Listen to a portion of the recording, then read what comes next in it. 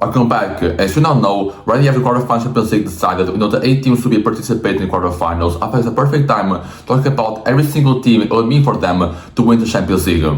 Starting with Sporting, obviously mean the world the fans and for the team, and probably be the biggest story we've had in football since the last trophy in Premier League. And also as a Sporting fan, I know that this is probably what happens. I feel like this is even a world in history or in the multiverse where Sporting actually wins Champions League trophy. It'd be amazing for us and for the fans. Obviously, Benfica and Porto already have one, and for Sporting to get another one as well. Not another one, but get a one as well alongside Benfica and Porto to not be one of the only big three clubs to get a trophy in Portugal. It'd be amazing for us to actually see and watch, and probably be the biggest day of my life.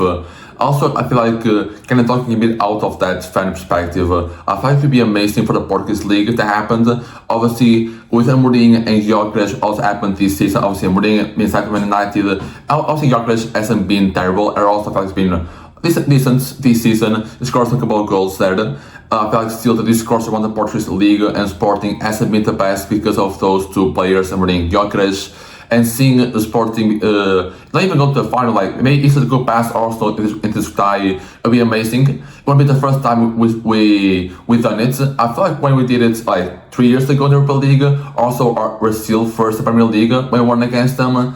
Obviously, this team is way better than what they had 3 years ago. They're way better players. But at the same time, I mean, there's a possibility that Sporting is able to do that, this amazing achievement, and if I'm able to do that, I thought that these scores around Portugal, the Portuguese League, around Sporting, Porto, and Benfica will change dramatically, because I've seen way too many people this Portugal and this league, the quality of the league, because of one or two guys who have come to England or other leagues and have been able to perform as well. When you have so many players like Rafinha and Fernandes who have come from Portugal, being able to play very well in top 5 leagues and become amazing players.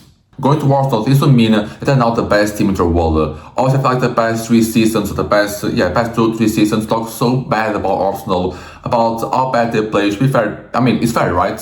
About how they bought us and everything about that. If they're able to actually go out there with a Champions League trophy, it will mean a lot to Arsenal, and finally put Arsenal as like the best team in the world, the best team in Europe. No better about that. And obviously, I'm assuming that if they win Champions League, they also win the Premier League, because they're already comfortable lead. I don't see Man City be able to kind of turn that lead around.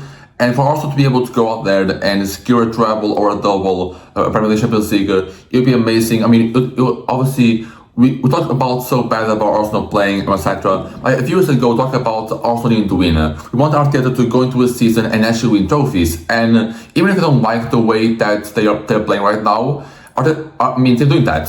Arteta supposed a team to win games and to be able to win Champions League and Premier League. I mean, that's what we asked for Arteta, to get Arsenal to win trophies, and they're doing that right now. Obviously, they have the Carabao Cup final this weekend. I don't know how that will go. Also, I think this video will also be released before the final. So if you've seen this before after the final, we don't know if they're able to win a trophy or not.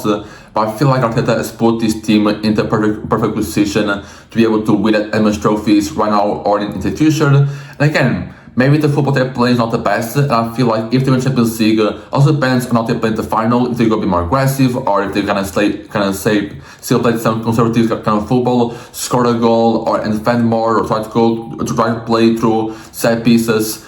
I feel like it could kind of change how big teams approach games when they're going to play against a big team as well. And we'll probably see a bit more boring big games. I don't know. I think it kind of depends on Arsenal playing the final. But if they do play that conservative way, I think it's the best sign for football. If they don't, I think it's a sign that Arsenal is still a very good team.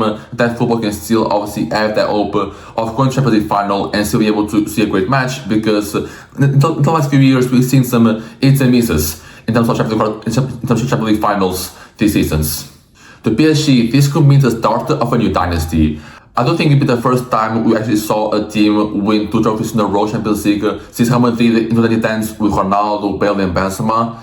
And obviously, I don't think we've ever truly seen a true dynasty in football since the Real Madrid team. Even them, they didn't really win a Liga every single year. I feel like kind of Barcelona won the most Liga trophies in that time span.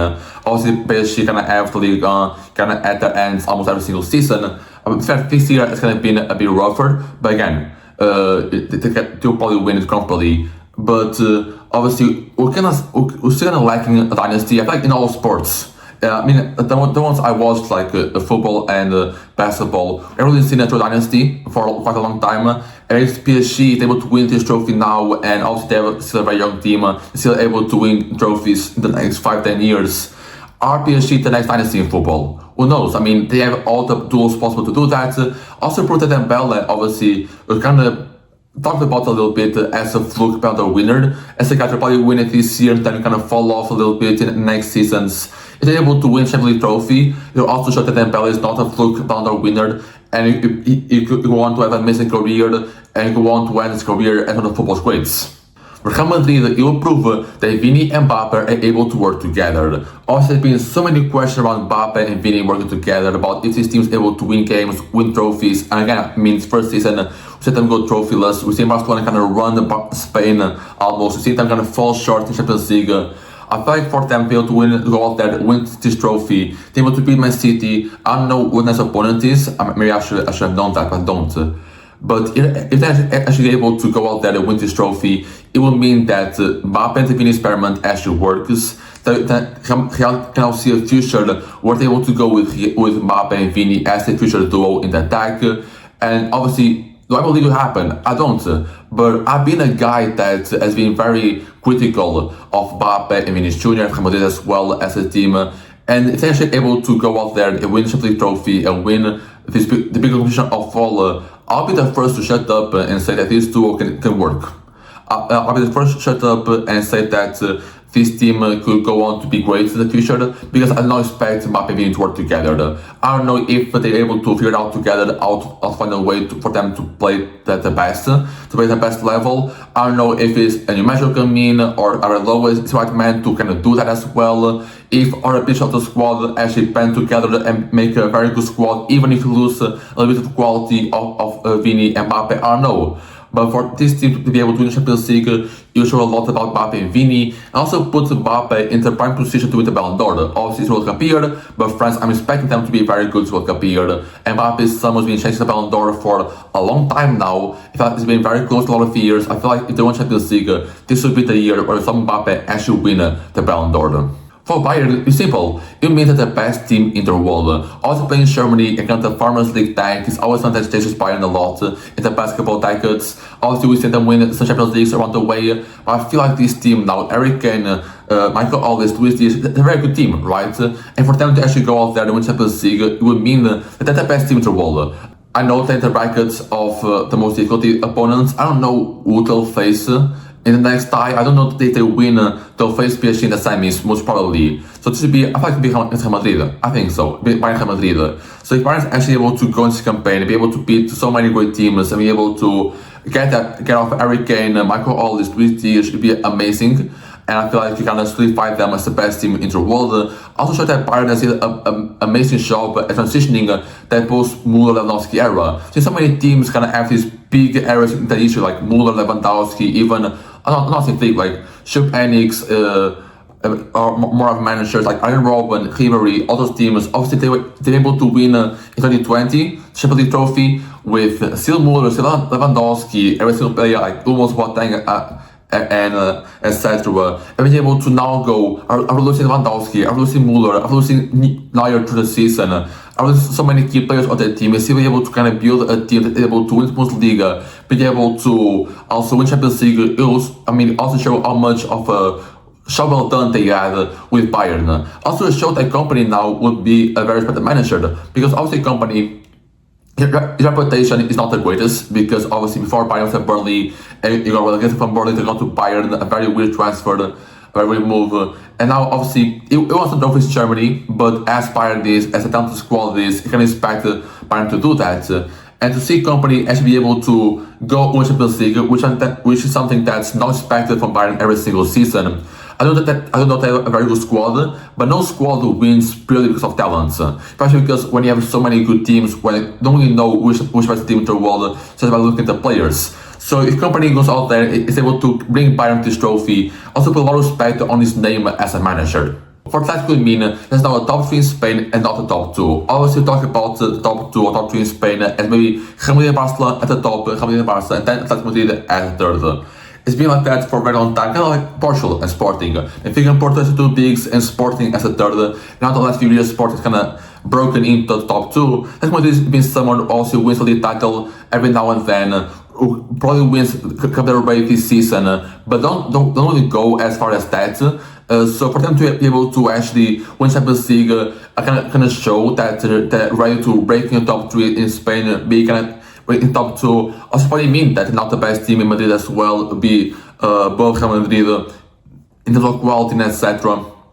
And also a lot of people, I see in myself, even question Simeone a lot this season, the past few seasons, if it's the right time for him to move away from Madrid, if it's the best time for the Atletico to start moving on and start looking for a new coach, a new manager. And if Simeone was able to kind of go and do this for Atletico Madrid, also they've been very close in some years ago against Real Madrid, the final with Griezmann, etc. They were so close to win Champions League final. They didn't. Simeone is able to now do that with a squad that's obviously not even near as good as the squad he went to the Lisbon final against Real Madrid. It will mean a lot for them, and will put a very respect on Simeone, and probably give him like 5-10 more years at Real Madrid. Because if they don't, if they lose in this tie, I don't know. Obviously, I should know way more about the ties. But if the ties could lose in the finals and stay third at the Liga table, I don't know how Simeone has a very bright future around him. I don't know if he's able to stay at Madrid in the next 2 seasons. Because, as be honest, I feel like his time at Madrid has come to an end, or is coming to an end. And if only to get a league title or Champions League title to their name in this time span, that's like the only possible way of Simeone stay in Madrid. For Barcelona, it would mean the best team in Spain enter world. Also, I feel like they've gone through so many big problems this season, like dealing with the I-line and their problems, losing so many players in the summer, not being able to sign as many players because of their transfer restrictions, having to bring in João Garcia on a bargain deal, and bringing in João Cancelo on a loan as only reinforcement this winter.